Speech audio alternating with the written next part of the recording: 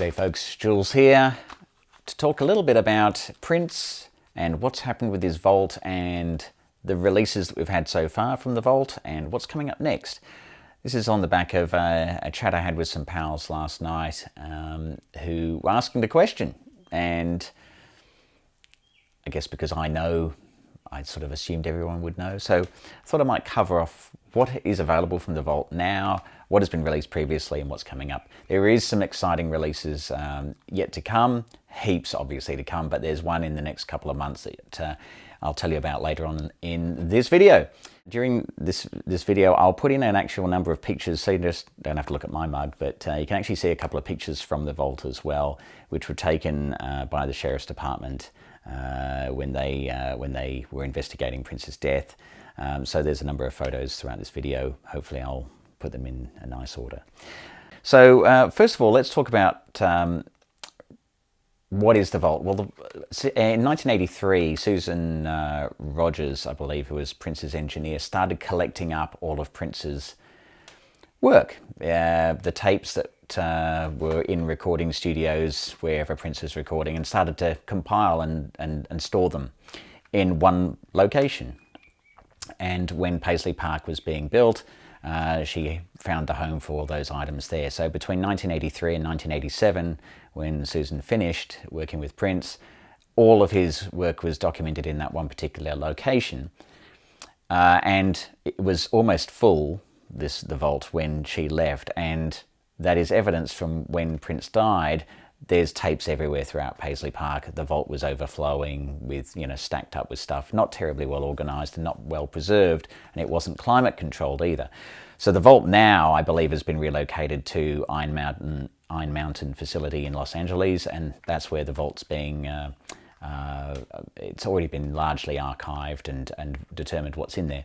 So that's what the vault is. Basically a huge amount of unreleased material of varying qualities. Prince worked very quickly, and that will be evidenced in material that we hear, that some of them were very raw demos where you just put the idea out there. So let's talk about what's already been released from the vault, so to speak, and tracks that you might be familiar with already.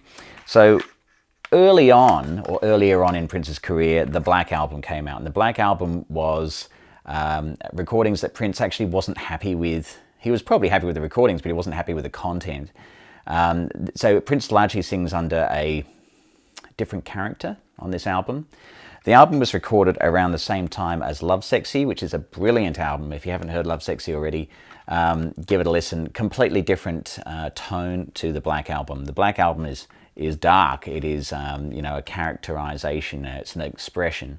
And these two albums together really give you the picture of where Prince was at. That's effectively a legitimate release from the vault, and it was released later by Warner Brothers. I can't remember when I got this actually, but it was probably sometime in the 90s. And previously it had been bootlegged pretty heavily. So that's something that was released early, and it, I think, should count as a vault recording. The next is actually called Prince the Vault, and this was released in the, I think it was around 1999. So there we go. And this was part of a contractual deal where Prince basically wanted to release himself from contract, so he put out a bunch of tracks from the vault. I guess this speaks to the use of the album for something other than the value I see in albums, and that is it captures a point in time in an artist's life. This doesn't do that. It's a number of times in this artist's life. So contextually, this tells a story which isn't necessarily at one point in time, but many points in time. But it's legitimately from the vault material released during his lifetime. Since then, we've had a number of other releases, and I will call out, this isn't necessarily from the vault, but it is something that has been released recently, and this is the Versace Experience. It is effectively the Gold Experience, or songs from the Gold Experience, which is an album I love. I think it's 94, 95. I've got some bootlegs and things from this, recordings leading up to this from earlier, but 94, great album, fantastic hard funk album, great songs, awesome. The Versace Experience is really dance remixes of a number of songs. I personally think this is one for the hardcore fans only. I may have to give it quite a few more listens before I warm to it. I didn't on first listen, I got to say. But I'm not a huge dance music fan compared to the hard funk and awesomeness that is this album. So the Versace Experience is available. So there's a track listing, and maybe if you like more up-tempo stuff, maybe worth a listen. I would say it's one for the hardcore fans though. And then since then we've had a number of releases which are available today.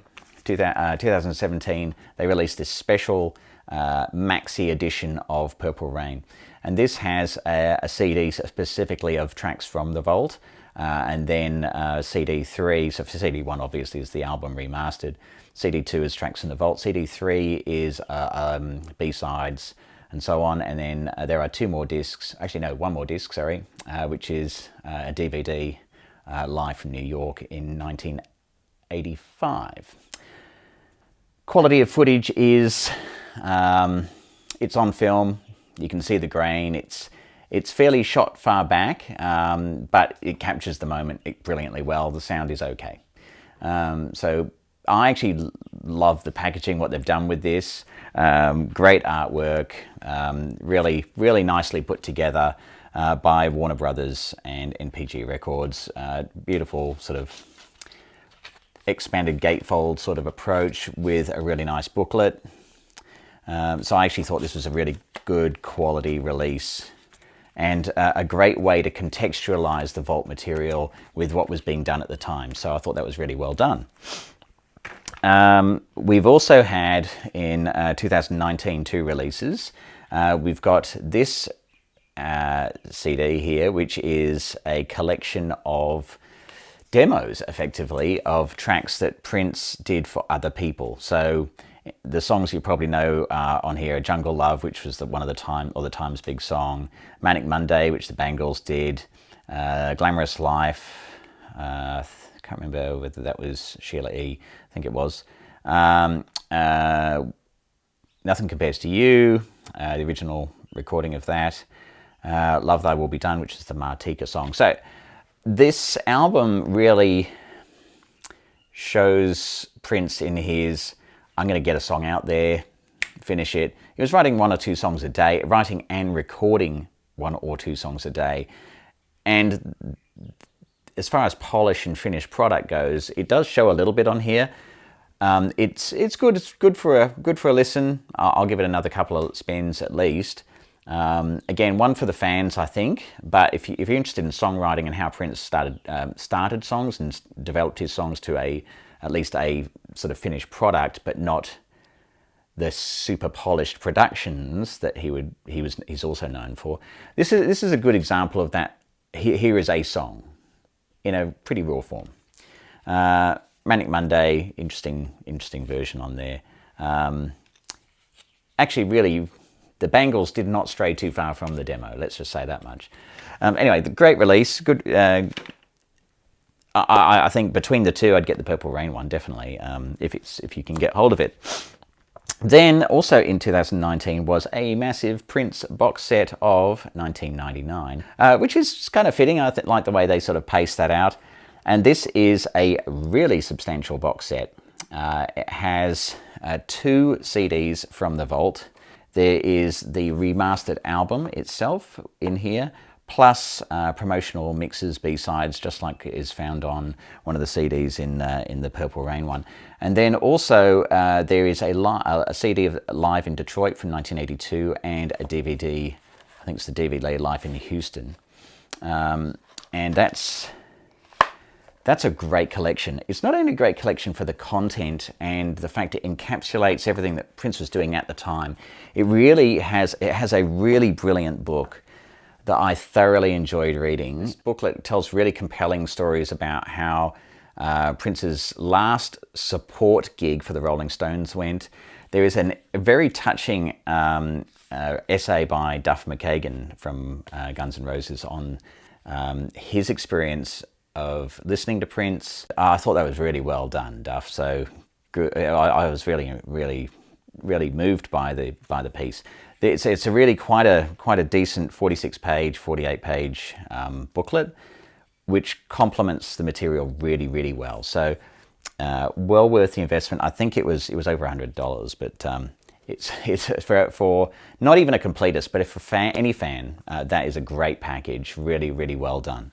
That's currently what's out there. Coming up, there is a new reissue, expanded set for Sign of the Times, and that's available for pre-order at the moment. There are a number of different packages available, depending on how much you want to spend. Super deluxe sets, expanded sets, and so on. I'll put a link in the description down below for Burning Shed, which is the UK record label who I have seen this material available from, and I'll be sure to get it because it looks like a fantastic quality collection, all based on the Sign of the Times material. Sign of the Times is a magnificent album in its own right, concert film as well. This should be a huge set, and I look forward to seeing it. And something which Prince fans or people, even casual appreciators of Prince, I'm sure you might want to know is available. So there we go. So that's a little bit about Prince. I'll chuck in a couple of items. I picked up this CD, 3121, which has been reissued, I believe, in 2019. It's a bit gangster, it's a bit glam, definitely. I'm going to give it another couple of listens before I sort of come to conclusions on it. But there's a lot of material that Prince released in the 2000s and 2010s, which are actually really, really worth exploring. Plectrum Electrum. This album is one that I've been listening to, and on first listen I went, oh yeah, it's okay. On digging into it closer, though, there are a number of there are some really great songs on this album, and the girls who he was collaborating with there, they really hold their own. And not only hold their own, I think they really contributed heavily to this album.